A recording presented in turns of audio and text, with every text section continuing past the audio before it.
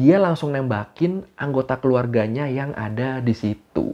Aduh. Nepal, a country shaken, shocked, and in turmoil by the massacre of its royal family. Ada teori yang bilang kalau alasan dia nih karena mulai banyak yang minta bahas kerajaan-kerajaan lagi, ya udah, ayo kita hajar. Kita bahas satu keluarga kerajaan yang semuanya tewas ditembak sama pangerannya sendiri, sama putra mahkotanya sendiri. Waduh, iya, bukan sama pemberontak atau sama lawan politik ini dibantainya, malah sama calon penerusnya. Ya udah kalau gitu, ayo langsung aja kita bahas pembantaian Royal Family Nepal di Learning by Googling. Oke, sebelum kita bahas pembantaian keluarga kerajaan oleh pangerannya, kita bahas dulu sejarah Nepalnya. Biar teori-teorinya nanti nih nyambung. Jadi Nepal ini, sebelum mereka berdiri sebagai negara republik di tahun 2008, sebelumnya mereka adalah negara kerajaan sejak tahun 1768. Era kerajaan Nepal sendiri dimulai sama orang ini, Prithvi Narayan Shah, raja pertama sekaligus pendiri dinasti Shah di Nepal. Yang menarik nih, kalau menurut Real Royalty, ada satu mitos yang cukup terkenal tentang Prithvi Narayan Shah ini. Mitos apa tuh? Jadi suatu hari pas lagi jalan-jalan ke hutan, Prithvi Narayan ini ketemu sama kakek-kakek tua. Ngelihat keadaan si kakek, pengen ngebantulah Prithvi Narayan di situ. Si kakek terus dia kasih minum di mangkok. Langsung sama si kakek, minumannya itu dia minum. Tapi setelahnya, minumannya malah diludahin lagi ke mangkoknya. Dan abis itu, si kakek tua nyuruh Prithvi Narayan minum minuman itu. Minum minuman yang dari mulut dia itu. Langsung nolaklah Prithvi Narayan di situ. Mangkoknya dia tolak gitu, dan langsung jatuh mangkoknya. Ngenain kaki Prithvi Narayan. Akhirnya di situ, si orang tua ini nyumpahin Prithvi Narayan.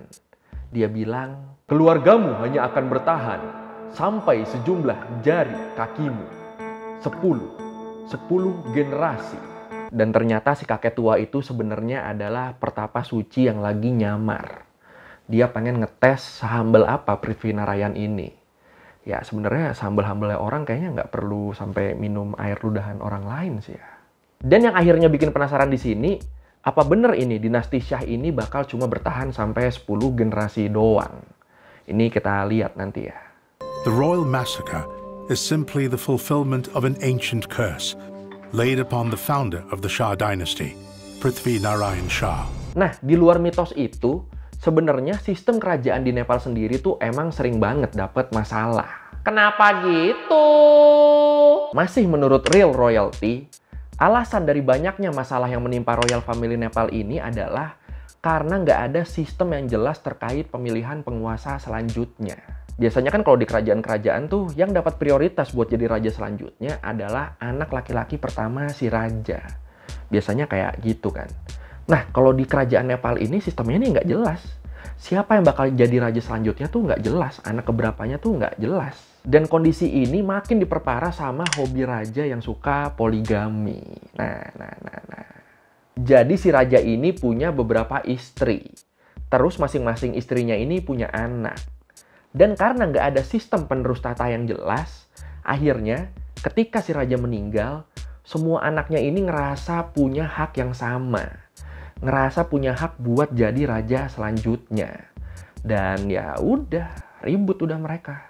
Nah, celah di sistem regenerasi pemimpin Nepal inilah yang kemudian dimanfaatin sama beberapa pihak yang emang ngincar kekuasaan. Salah satunya adalah Jung Bahadur, seorang pengawal kerajaan yang pada saat itu terlibat dalam intrik sama dua istri Raja Rajendra. Raja Rajendra ini raja kelima dinasti Shah. Singkat cerita, Jung Bahadur yang awalnya dimintain tolong sama istri mudanya Raja Rajendra, malah mengkudeta kekuasaan. Dan dia ngejadiin Pangeran Surendra, anaknya Raja Rajendra, sebagai raja selanjutnya. Sebagai raja boneka. Statusnya aja ini raja. Padahal dari belakang dikendaliin sama Jung Bahadur. Dan setelahnya, tanpa menghancurkan dinasti Shah, Jung Bahadur langsung mendirikan dinasti dia sendiri. Yang dia kasih nama dinasti Rana. Nah, ini kita perlu inget nih. Jadi Rana di Nepal ini waktu itu posisinya tuh semacam kayak Perdana Menteri gitulah. Bedanya di sini Rana ini bener-bener ngontrol raja sebagai alat buat menguasai rakyat. Kalau Perdana Menteri kan biasanya pergerakannya tuh dikendalikan raja ya. Nah ini kebalikannya. Perdana Menteri yang ngendaliin raja. Jadi di sini, si raja dari dinasti Shah ini ditempatin di istana dengan pengawasan ketat. Mereka bener-bener jadi simbol doang. Soal urusan politik dan kekuasaan bener-bener dikontrol sama Rana. Jadi mungkin rakyat Nepal waktu itu ngelihatnya tuh kayak, wah lihat tuh raja kita, hidup dan tinggalnya di istana. Padahal mereka di istana hidupnya tuh terkekang banget. Pengawasannya tuh ketat banget. Well, people say that the Shah monarchy reigned, but it didn't rule. It was the Ranas that ran the country, with the kings functioning as a figurehead for their government. Terus, Rana juga bikin gebrakan baru dengan nggak ragu buat minta bantuan Inggris. Padahal nih sebelumnya, para penguasa dinasti Shah sering terlibat perang. Perang sama bangsa asing yang pengen ngerebut wilayah-wilayah di perbatasan Nepal. Tapi pas dinasti Rana mulai berkuasa, daripada perang, mereka justru ngelihat potensi yang lebih besar kalau bersekutu sama Inggris. Dan ya udah, meskipun beberapa wilayah harus diserahin, tapi di sini akhirnya Nepal nih dapat perlindungan dari Inggris. Ini sebenarnya mirip-mirip strategi Thailand biar nggak dijajah sih ya. Dan setelah beberapa tahun, kekuasaan Rana di Nepal nih mulai melemah. Setelah Inggris ninggalin wilayah koloni mereka di sana. Ninggalin wilayah koloni yang ada di India dan sekitarnya, termasuk di sini Nepal. Setelah Inggris pergi, India yang nggak mau ada sisa-sisa Inggris di wilayahnya dan di wilayah tetangganya, akhirnya berusaha menularkan semangat demokrasi ke Nepal. Dan mereka ngejadiin Tribhuwan Shah, raja dinasti Shah saat itu, sebagai sosok pemimpin yang mereka akui. Nah lo, Nara, gimana lo? Ya penunjukan Tribhuwan Shah ini sebenarnya tujuannya buat mastiin ya. Mastiin kalau dinasti Rana yang dianggap sebagai kaki tangan Inggris nggak menguasai Nepal lagi. Dan udah pasti di sini penunjukan ini bikin dinasti Rana ngerasa kekuasaan mereka tuh terancam. Dan akhirnya Mohan Shamsher Rana yang lagi menjabat pada saat itu, mutusin buat ngasih ultimatum ke Tribhuwan Shah. Ultimatum apa? Ultimatum yang isinya, kalau Tribhuwan Shah pengen lepas dari Rana, berarti dia harus keluar dari Nepal. Ini kan gila ya. Perdana Menteri berani ngusir raja loh ini loh. Gila. Dan bener aja, tahun 1950, Tribhuwan Shah akhirnya diasingkan ke New Delhi. Dan cucunya, Gyanendra Shah, yang waktu itu umurnya masih 3 tahun, diangkat jadi raja selanjutnya. Diangkat jadi raja boneka barunya rezim Rana. Waduh. Gimana? Ada yang udah mulai kesal sama Rana? Untungnya buat Tribhuwan Shah, perginya dia ke New Delhi ini sama rakyat Nepal dianggap sebagai bentuk perlawanan. Perlawanan terhadap rezim Rana. Dianggap dia terima buat diasingkan tuh demi melindungi rakyat. Dan gara-gara pengasingan Tribhuwan Shah ini, mulai bermunculanlah perlawanan-perlawanan dari rakyat. Di sini rakyat jadi tahu, mereka harus mihak ke dinasti yang mana. Dan ya udahlah, ngelawan, sampai akhirnya di tahun 1951, dinasti Rana ini berakhir. Dan Raja Tribhuwan Shah balik lagi ke Nepal sebagai pahlawan. Raja Tribhuwan Shah sendiri kemudian dianggap sebagai bapak demokrasi Nepal. Selamat. Tahun 1955, Raja Tribhuwan Shah wafat dan digantiin sama anaknya, Raja Mahendra Shah. Nah, Raja Mahendra Shah ini sebenarnya bisa dibilang dia nih punya visi yang bagus buat majuin Nepal waktu itu. Dia berusaha melakukan modernisasi, melakukan pembangunan, dan yang terpenting dia melakukan penghapusan sistem kasta di Nepal. Tapi sayangnya di sini ambisi dia buat bener-bener memajukan Nepal ini malah bikin dia bikin keputusan yang kontroversial. Keputusan apa tuh? Menurut Britannica, di tahun 1960, 5 tahun abis dia diangkat jadi raja, Mahendra Shah mutusin buat ngubah konstitusi. Dia ngehapus sistem partai dan menjarain banyak pemimpin politik. Dan abis itu dia langsung nerapin sistem panchayat. Sistem pemerintahan tanpa partai yang ngejadiin dia pemimpin tertinggi di pemerintahan. Dan sistem ini juga sekaligus bikin dia jadi pengawas yang membawahi pemimpin-pemimpin di daerah.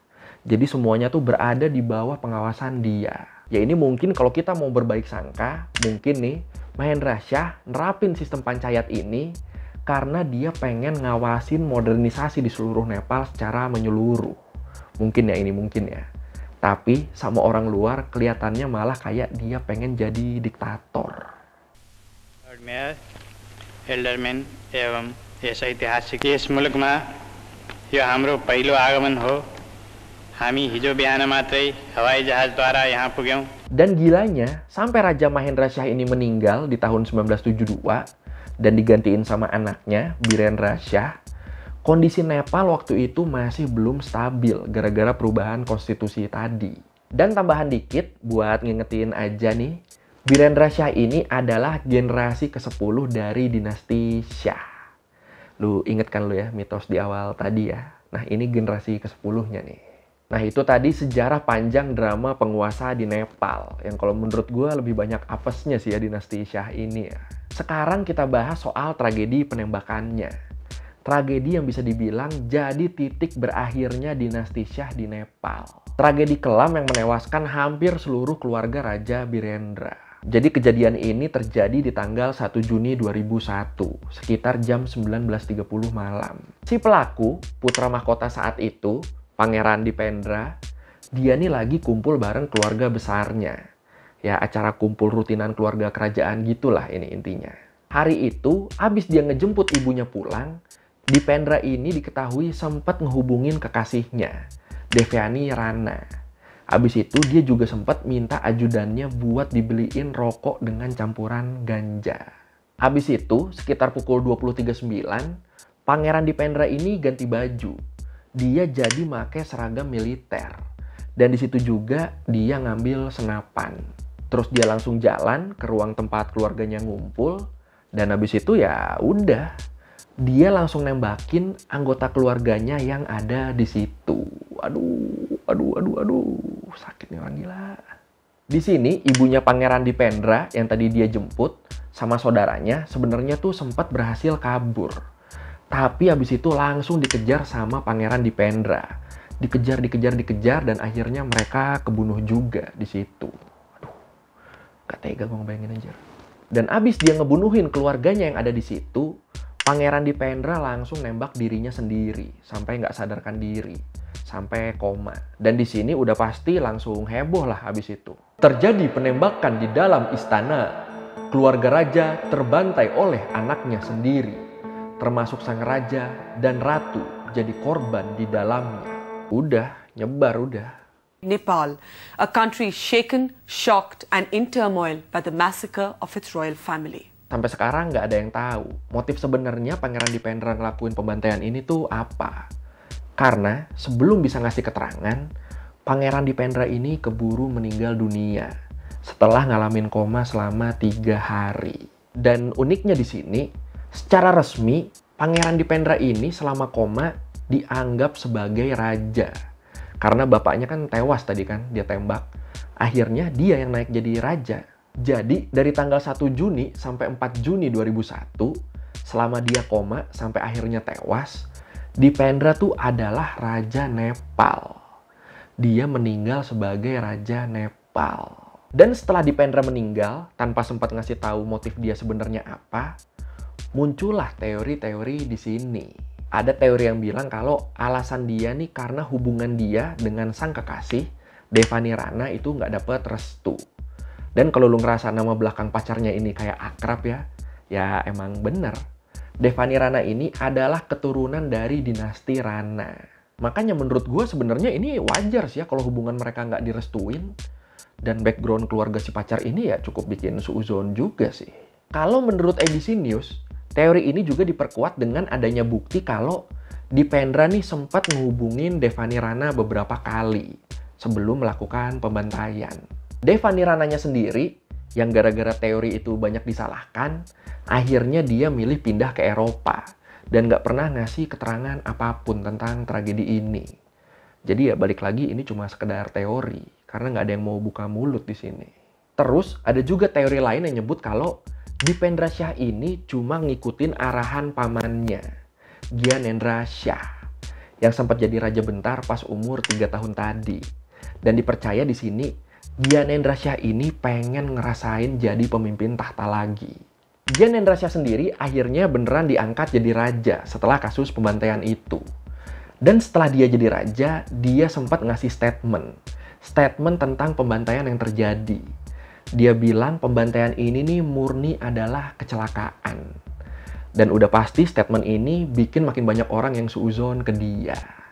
Ya bisa-bisanya bilang ini kecelakaan ya. Gila.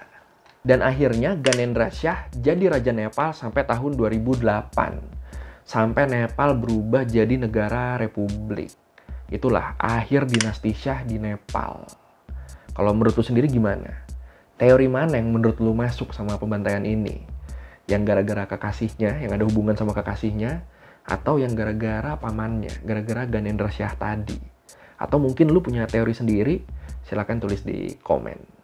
Within hours of taking over, the new king described the massacre as an accident, an explanation no one was willing to buy. Oke, sekian dari Googling kali ini tentang pembantaian keluarga kerajaan di Nepal oleh pangeran mereka sendiri. Gila ya, beneran nggak ada clue loh ini motivasinya apa loh. Kalau lo mau revisi kali gue udah salah, atau lo mau nanya, atau lo mau nambahin yang ada di video, bisa lo tulis di komen. Kita diskusi di situ kayak biasa. Sekali lagi, thank you udah nonton. Jangan lupa like, comment, subscribe. Bye.